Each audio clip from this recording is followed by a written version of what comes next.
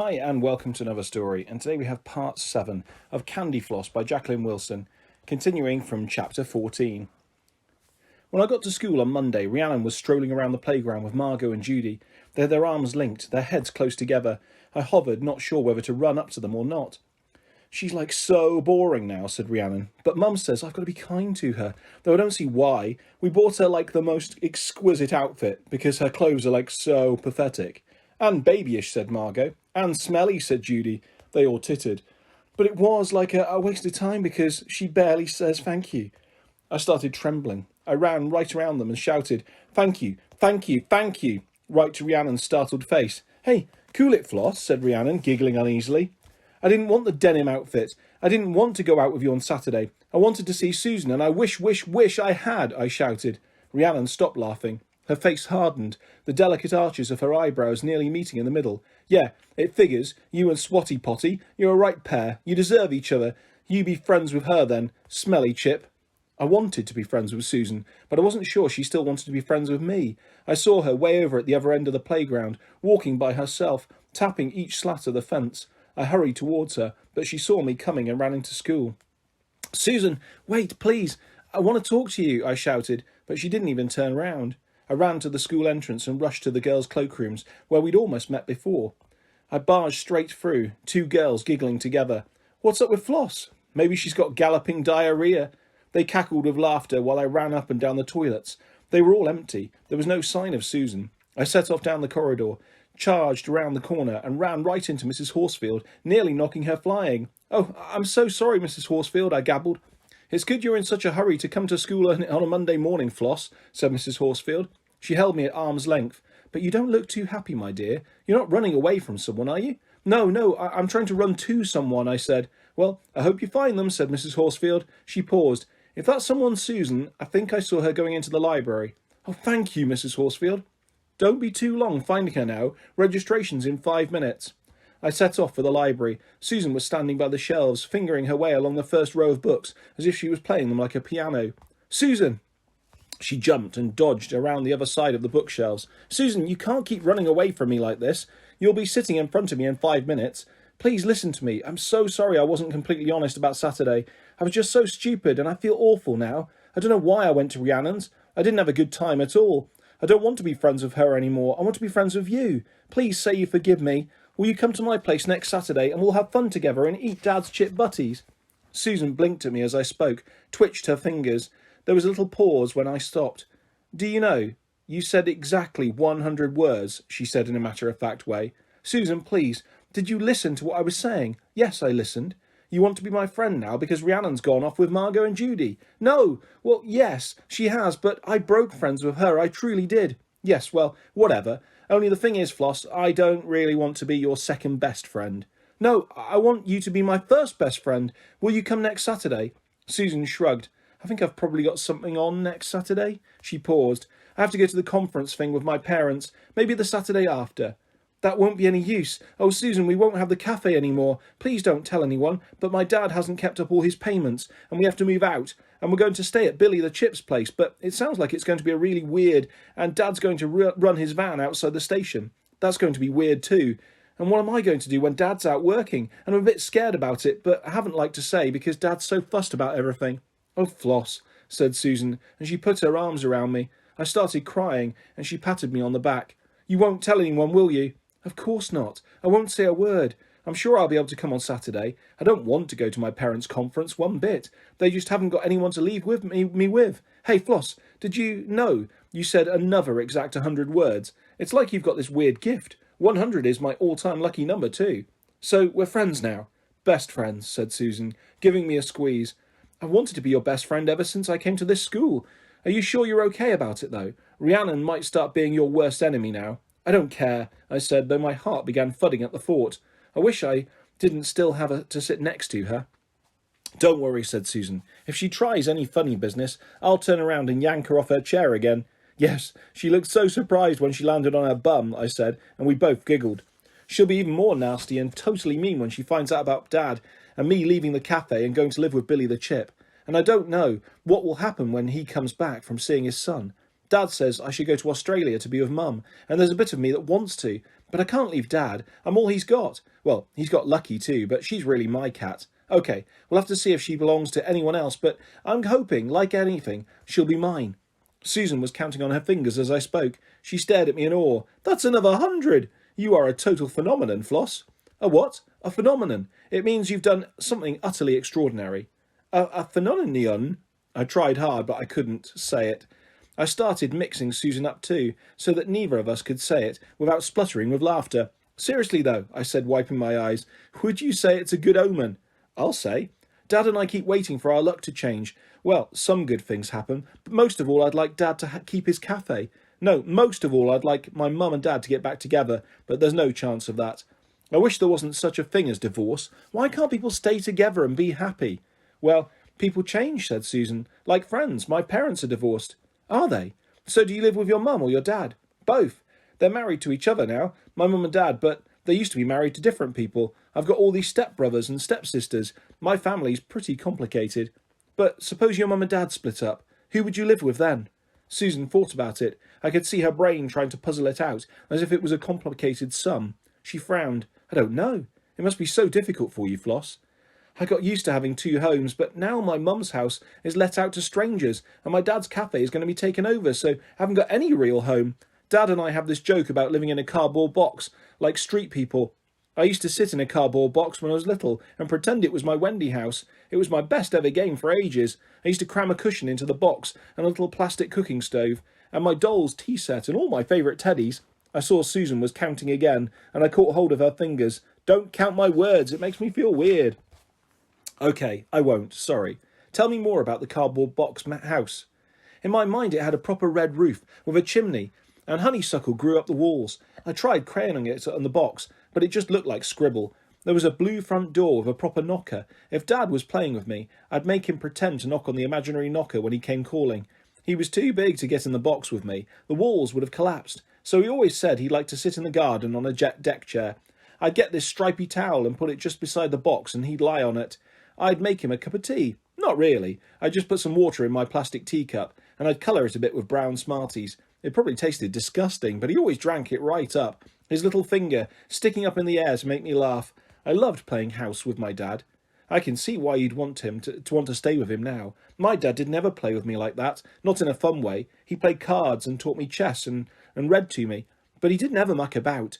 I played by myself mostly. I didn't make things up like you. My mind doesn't seem to do that.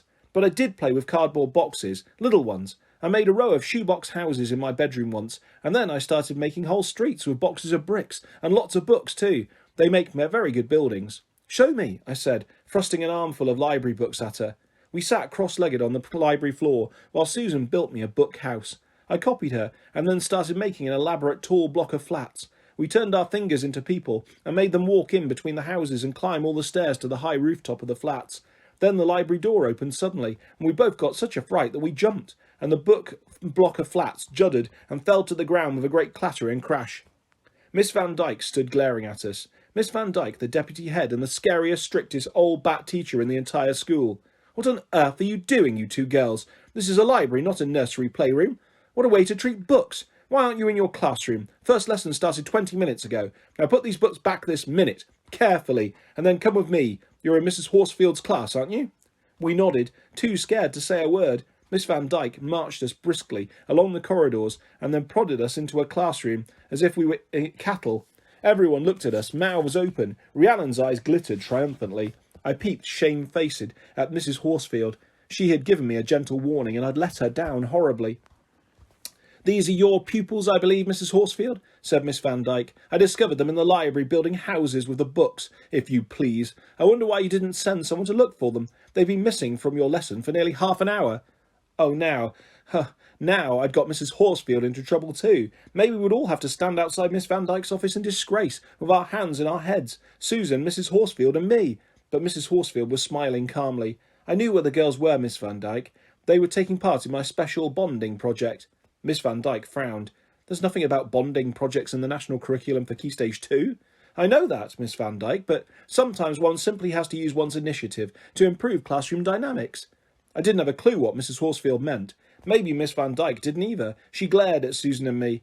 "Why didn't you explain, you silly girls?" she said. She marched off, Stamp, stamp, stamp, as if she wished we were bugs she could squash with her sensible shoes. Susan and I stared in awe at Mrs. Horsfield. She raised her eyebrows at us and made shooing gestures with her hands, so we scurried to our seats. "What are you playing at, smelly chip?" Rhiannon hissed. I ignored her. She poked me hard with her bony elbow. I shuffled to the edge of my seat, as far away from her as possible. Susan turned around and gave me a sympathetic grin. I grinned back. Rhiannon could poke a hole right through me, and I wouldn't care, so long as Susan stayed my friend. Chapter 15. Mum rang early the next morning. I sat cross-legged stroking Lucky while she told me that 1. She had a lovely tan already. 2. The shops in the Victoria Arcade were incredible. 3. They'd been to a concert at the Opera House. 4. They'd walked over the Harbour Bridge. 5. They'd seen koalas and kangaroos, but only in Sydney Zoo. 6. Steve was working wonders at the new branch and getting a great team together. 7. Tiger had taken his first staggering steps and had learned to say, "G'day." "So much has happened, Floss," said Mum. "So, darling, what about you? What's your news?" I took a deep breath. I didn't quite know where to start. "Are you all right, Floss? Oh, God, what is it? Is Dad looking after you okay?" Dad was looking at me anxiously as she spoke. I gave him a big smile and a thumbs up. "Dad's looking after me splendidly, Mum," I said. "Then what is it? How's everything at school? Are you up to speed with all your lessons? Is Rhiannon still being friendly?" "Everything fine at school. Mrs. Horsfield's being especially nice. Rhiannon's being especially nasty, but I don't care because Susan and I are best friends now. She's coming over to play on Saturday." "How will your dad look after you both when he's got the cafe to run? How is the cafe? Are you getting any more customers?" I thought hard. I didn't want to lie to Mum, but I didn't want to tell her the whole truth either. "Dad's coping," I said, "and he's expecting lots more customers soon." "That'll be the day," Mum said unkindly. "Oh, well, Flossie, take care, my little love. I'll ring you next week, okay?" I covered the phone with my hand and mouthed to Dad, "How can Mum ring next week? We won't be here." Dad took the phone from me. "Hi, Sal. I'm glad everything's working out for you. Now listen, I'm making a few changes at the cafe. We're going to have a different phone number. I'll let you know. What? Oh, just general changes. Keeping up with the times, aiming at different customers. Yes, of course Floss wears clean socks every day. And yes, she washes her hair. What hairdresser? I think she looks cute all curly. Listen, Sal, we've got to go now. She'll be late for school. Bye now." He put the phone down and mopped his brow. "Phew," he said, flopping back in his chair as if someone had let out all the air in him. I came and climbed on his lap. He went, "Phew," again, acting it out, while I giggled. "I'm so bad," said Dad. "I should tell your Mum exactly what's happening, but if I do, she'll insist you join her in Australia." "Of course I should insist, that's what you do. In fact, I am insisting. We'll phone your Mum back and come clean and tell her." No. Insist all you like, Dad, but I'm staying, okay?" I looked at the clock. "Though I'd better be off right this minute or I'll be late for school. Mrs. Horsfield was so kind to Susan and me yesterday, and I don't want to let her down." Dad let me slide off his lap, but he kept hold of me by the shoulders. "What's all this about Rhiannon being nasty to you?" I shrugged my shoulders under Dad's hands. "Oh, she's just being a bit mean," I said. Understatement of the century. Example of Rhiannon's extremely unkind, unfair and mean behaviour in just one day. 1. She sat at the extreme edge of her seat and held her nose whenever I moved. 2. She called me Smelly Chip over and over again and got half the class calling me that too. 3. She called my dad Smelly Belly Chip. 4. She told everyone my mum's walked out on me forever. 5. She said I begged her mum to buy me new clothes when we went to Green Glades and said I didn't even say thank you when she spent a fortune on me. 6. She wrote Smelly Chip and Swatty Potty, Pongy Twit and Spotty Botty all over the walls of the girls' toilets. She wrote other stuff too rude to include in this list. 7. She jogged the desk whenever I started writing. 8. She snatched my best felt-tip pen and stabbed the point on the desktop, ruining it. 9. She tipped my packed lunch into the floor, accidentally on total purpose. 10. She tore the cover right off my maths book and scribbled inside it. I could continue my list, easily stretching to 50. Make that 100. But here's another lovely list. Example of Susan's incredibly sweet and comforting and kind behaviour. 1. She kept turning round and smiling at me all through lessons. 2. She said Rhiannon was a pathetic parrot repeating the same stupid words over and over. 3. She said she couldn't wait to meet my dad next Saturday. 4. She said she wanted to meet my mum when she came back from Australia. 5. I told her about the designer denim outfit and she said it sounded embarrassingly awful. 6. She tried to rub out all the Smelly Chip and Swatty Potty rhymes in the girls' toilets. They remained clearly visible because Rhiannon had used biro, so Susan got her thickest black marker pen and scribbled right over them. 7, she pushed her chair right back against our desk to steady it. 8, she lent me her own felt tips. 9, we salvaged my banana and my apple and my Kit Kat, but my special cheese salad sandwiches, Dad was trying hard to think healthy eating, splattered all over the floor, grated cheese and tomato slices, and little leaves of lettuce covered in dirt. Susan shared her tuna and sweet corn sandwiches with me, and they were delicious. She also gave me half an apricot yoghurt, taking turns with the spoon, and a little bunch of black grapes. I insisted she have half my Kit Kat, and half my banana, and half my apple. We ended up having a total feast. 10. After lunch, Susan mended my maths book with sellotape, while I drew a picture of 2 girls, one serious with specs and shiny brown hair, one smiling with crazy yellow curls. They were writing on elementary sum on a giant piece of paper. 1 + 1 = 2, best friends. I stuck my picture over Rhiannon's scribbles, and my maths book was as good as new. Better. When I had to hand my maths classwork for marking, Mrs. Horsfield smiled and shook her head at the picture. This gave me courage. Mrs. Horsfield, I was thinking, I said earnestly. I wish you'd think more about your maths, Floss, said Mrs. Horsfield, going cross, cross, cross against each sum. Oh dear, I said. No, the thing is, Mrs. Horsfield, I wonder if I could move desks so I could sit next to Susan. It wouldn't cause any major disruption, seeing as Susan doesn't have anyone sitting next to her. What about Rhiannon? Said Mrs. Horsfield. I think she'll be very pleased not to happen to be sitting next to me, I said. Yes, I gathered you two have fallen out big time, said Mrs. Horsfield. You girls, you have more dramas than a soap opera. So, is that a yes? I said. I'm going to have a think about it. If I let you change desks, I'm going to have a whole posse of little girls wanting to swap places. Probably half the boys will start too. Oh, please, Mrs. Horsfield. Look, I've already done you and Susan an immense favour yesterday. You can't trade on being my special favourites, you know. Are we? I'm a very good teacher, and we all know very good teachers don't have class favourites. But if I did, you two might be contenders. Now, run along. I'll have a little think about you and Susan and your seating arrangements. Meanwhile, see if she's any better at teaching you maths than I am. Susan did try and show me stuff, but my mind wouldn't stay still and concentrate properly. We'd start on this sum about 6 men digging a hole in a field. I wonder why they were digging the hole. Was it going to be a swimming pool? I saw them in dusty jeans, digging like crazy, and then one of them got a hosepipe and filled it up the pool with sparkly water, and they all stripped off and jumped in, splashing each other and spouting water like whales. So, what do you think the answer is, Floss? Susan asked. I stared at her because I'd forgotten all about the question. Susan sighed and rolled her eyes, imitating Mrs. Horsfield. Could you just concentrate, Floss? I'd much sooner concentrate on you coming round next Saturday, Susan. We'll be in a bit of a mess because Dad and I are moving out on Sunday. It still didn't seem real. Nowadays, I keep getting this weird feeling that my home life had turned into the longest, oddest dream. I felt like a boat that had lost its anchor, and now I was bobbing out to sea, and the waves were getting bigger and bigger. It felt much safer when I was at school, because that mostly stayed the same. I was late for school that morning, 10 whole minutes. I crept into the classroom and whispered to Mrs. Horsfield that I was very sorry. She wasn't really cross, but she did shake her head and sigh at me. It made me feel really bad. You're such a teacher's pet, smelly chip, Rhiannon hissed. Anyone else would have got really told off. It's just because old Horsey's sorry for you. That's the reason anyone's ever nice to you. That's the reason anyone's ever nice to you at all. That's why my mum made me invite you round last Saturday. I didn't want you to come. You're no fun. You're a total loser, just like your sad, fat, smelly, belly-chipped dad. You shut up about my dad, I hissed. She didn't shut up. She said it again. She added bits, poking at me with her ruler. I suddenly snapped. I grabbed the ruler and poked her back hard, right in the ribs. Ow! Rhiannon screamed.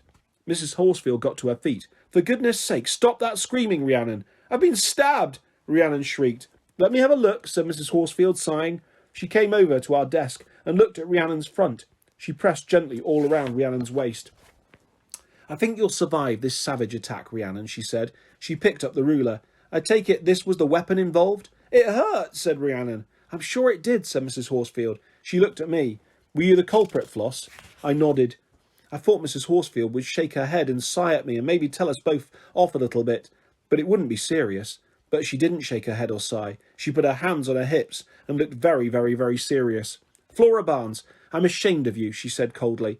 I'm very disappointed that you're behaving so badly nowadays. I'm sorry, Mrs. Horsfield, I whispered. Sorry isn't good enough. I can't keep making excuses for you. You waltz into the classroom 10 minutes late, and you don't concentrate properly when you're here. I'm going to have to think of a serious punishment. I bent my head, burning all over. I wanted to lay my head on my desk and weep. I felt so awful. I couldn't understand why Mrs. Horsfield was so very angry with me. Please, Mrs. Horsfield, I have a strong feeling Floss was provoked, said Susan. You be quiet, Susan. Nobody asked your opinion, said Mrs. Horsfield, totally snubbing her. Rhiannon was still groaning theatrically, rubbing her ribs, but her eyes were glittering. She was hugely enjoying our humiliation. Poor Rhiannon, said Mrs. Horsfield. I won't have you teasing and tormenting her any longer, Flora. Gather up all your books, pens and pencils, please. Put them all in your school bag and stand up. I stared at Mrs. Horsfield. Why was she sending me to the head for the whole day? Was she suspending me? Was she expelling me? The whole class was silent, stunned. Even Rhiannon looked startled. I shoved my stuff in my school bag, my hands fumbling. I stood up, shocked and shaking. Right, I'm going to move you away from Rhiannon, seeing as that you can't behave nicely sitting next to her. Now, where can I put you? Mrs. Horsfield seemed to be looking all around the classroom for a spare seat. There was only one empty chair. Mrs. Horsfield looked at Susan's desk. She pointed to it. Well, Flora, you'd better sit here for now. Susan, move the desk forward as far as it will go, right away from Rhiannon. That's it. I'll have you both beside my desk, where I can keep an eye on you. There now, sit beside Susan, Flora. I collapsed into the seat next to Susan, and Mrs. Horsfield gave me the tiniest private wink. And that is where we will leave part 7 of Candyfloss by Jacqueline Wilson. I'll be back soon with the next part of this fantastic story and lots more stories and videos coming your way very soon. If you'd like to subscribe or hit a like, that's always appreciated. Thanks for listening, guys. Take care. Bye-bye.